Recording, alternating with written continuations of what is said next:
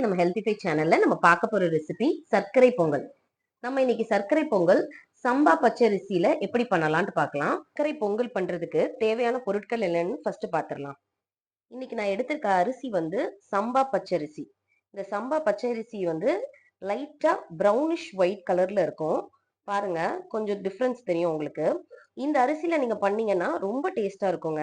ஏன்னா இந்த அரிசியில ஏற்கனவே இனிப்பு இருக்கும். ஸோ இதுல நம்ம சர்க்கரை பொங்கல் பண்ணும்போது ரொம்ப டேஸ்டா நல்லா வரும். கண்டிப்பா நீங்க ட்ரை பண்ணி பாருங்க. ஸோ இன்னைக்கு நான் வந்து இதுல 1 கப் எடுத்திருக்கேன். 1 கப் சம்பா பச்சரிசி. 1 கப் சம்பா பச்சரிசிக்கு 1.5 கப் வெல்லம் எடுத்திருக்கேன். நீங்க நல்லா உங்களுக்கு இனிப்பா வரணும்னா நீங்க 2 கப் வெல்லம் கூட எடுத்துக்கலாம். அதுக்கப்புறம் தேங்காய் 1/2 கப்பு. நீங்க துருவியும் எடுத்துக்கலாம். இந்த மாதிரி பீசஸாவும் கட் பண்ணி எடுத்துக்கலாம். இந்த மாதிரி குட்டி குட்டி பீசஸா கட் பண்ணி எடுத்துக்கிட்டோம்னா சர்க்கரை பொங்கல் சாப்பிடும்போது இது வாயில தட்டுப்படும்போது ரொம்ப நல்லா இருக்கும். ஸோ உங்களுக்கு எப்படி பிடிக்குதோ அந்த மாதிரி எடுத்துக்கோங்க. அப்புறம் நெய்யில வறுக்கிறதுக்கு முந்திரி உங்களுக்கு தேவையான அளவு, அப்புறம் திராட்சை அதுவும் உங்களுக்கு தேவையான அளவு எடுத்துக்கோங்க. அப்புறம் ஏலக்காய் பொடி 1 டீஸ்பூன் எடுத்திருக்கேன். அப்புறம் நெய், அவ்வளவுதாங்க. இப்ப வாங்க எப்படி பண்ணலாம்னு பார்க்கலாம். இப்ப நான் அரிசியை நல்லா 2-3 தடவை தண்ணியில வாஷ் பண்ணி வச்சிருக்கேன். இப்ப நம்ம செய்ய ஆரம்பிக்கலாம். நான் இன்னைக்கு பானையில செய்ய போறேன். இந்த மாதிரி ஒரு பானை எடுத்திருக்கேன். மோஸ்ட்லி எல்லாரும் குக்கர்ல தான் பண்ணுவாங்க. ஆனா இந்த மாதிரி நீங்க பானையில பண்ணீங்கன்னா ரொம்ப நல்லா இருக்கும். ஸோ இன்னைக்கு நம்ம பானையில பண்ணலாம். ஸோ ஃபர்ஸ்ட் ஆன் பண்ணிக்கோங்க.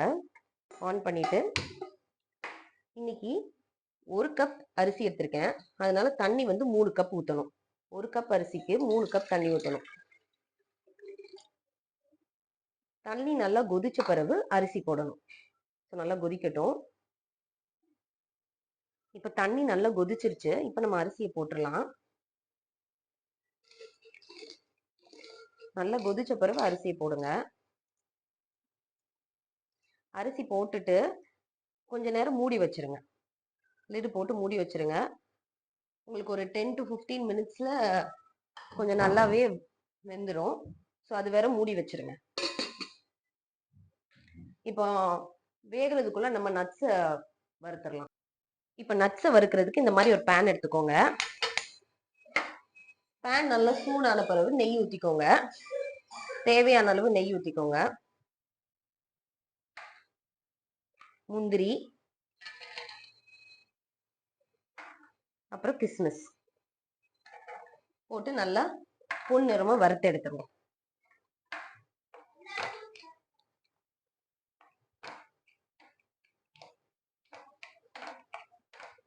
தேங்காவை தனியா வறுத்தெடுப்போம். முந்திரியும் கிஸ்மிஸையும் இப்ப நம்ம வறுத்துடலாம். நல்லா பொன்னிறம் வர வர வறுத்துருங்க. பாருங்க, நல்லா வறுபட்டுட்டு இப்ப இதை எடுத்து தனியா வச்சிருவோம். பிளேட்ல தனியா எடுத்து வச்சுட்டு தேங்காவை வறுக்கலாம். தேங்காய் வறுக்கிறதுக்கு கொஞ்சம் நெய் ஊத்திக்கோங்க.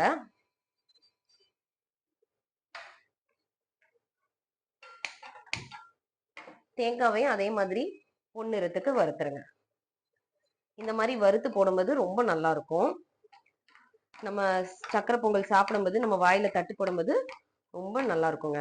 கண்டிப்பா ட்ரை பண்ணி பாருங்க. இந்த மெத்தட்ல ரொம்ப பேர் துருவி தான் போடுவாங்க. நீங்க இந்த மாதிரி பண்ணி பாருங்க. உங்களுக்கு ரொம்ப பிடிக்கும். நல்ல பொன்னிறம் வர வர நல்லா வறுத்து எடுத்துருங்க.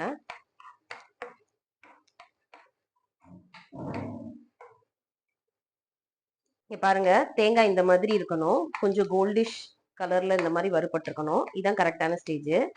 இப்போ நீங்க ஆஃப் பண்ணிடலாம். ஆஃப் பண்ணிட்டு இது ஒரு பவுல்ல எடுத்து வச்சிருங்க. இப்போ 15 மினிட்ஸ் ஆயிருச்சு. இப்போ ஓபன் பண்ணி பார்க்கலாம். பாருங்க, தண்ணியெல்லாம் வத்தி நல்லா இந்த மாதிரி உங்களுக்கு வந்துடும். ஸோ நல்லா வந்து அமுக்கி பாருங்க. அரிசி அமுக்கி பாருங்க, நல்லா வந்து வெந்திருக்கும். இந்த ஸ்டேஜ்ல நீங்க வெல்லத்தை போட்டுடலாம். வெல்லத்தை இப்படியே போட்டுடலாம். போட்டீங்கன்னா நல்லா வந்து கொஞ்ச நேரத்துல தண்ணி விட்டு நல்லா உங்களுக்கு எல்லாம் சேர்ந்து வந்துடும். பொங்கல் பதத்துக்கு வந்துடும். ஸோ நல்லா வெல்லத்தை போட்டு நல்லா கிண்டி விடுங்க. நல்லா கிண்டிட்டே இருக்கணும். கொஞ்ச நேரம் கீழே பிடிச்சிடக்கூடாது. கொஞ்ச நேரத்திலேயே உங்களுக்கு வெல்லம் வந்து நல்லா கரைஞ்சி அரிசியோட சேர்ந்து சக்கரை பொங்கல் ரெடி ஆயிடும். இப்ப பாருங்க, வெல்லம் நல்லா கரைஞ்சிருச்சு. சக்கரை பொங்கல் நல்லா ரெடி ஆயிருச்சு. நல்ல வெல்லம் கரைஞ்சி உங்களுக்கு அரிசியோட சேர்ந்து நல்லா இங்க பாருங்க இந்த டெக்ஸ்டருக்கு வந்துருச்சு. இதான் சக்கரை பொங்கலோட டெக்ஸ்டரு. இப்போ இந்த ஸ்டேஜ்ல நீங்க நெய் நல்லா தாராளமா ஊத்திக்கோங்க. நெய் தான் சக்கரை பொங்கலோட ஹைலைட்டே.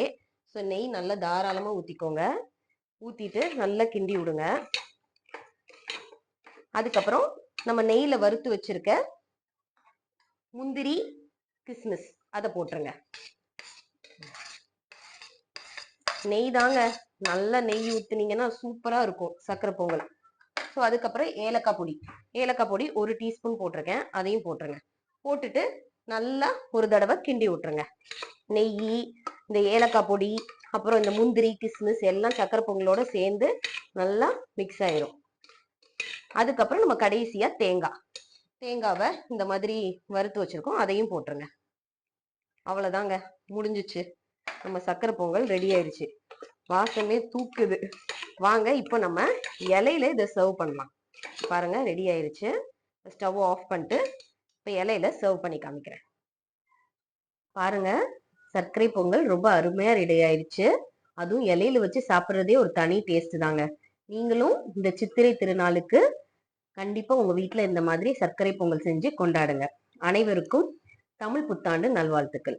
Thank you friends for watching our channel. Please subscribe for more recipes.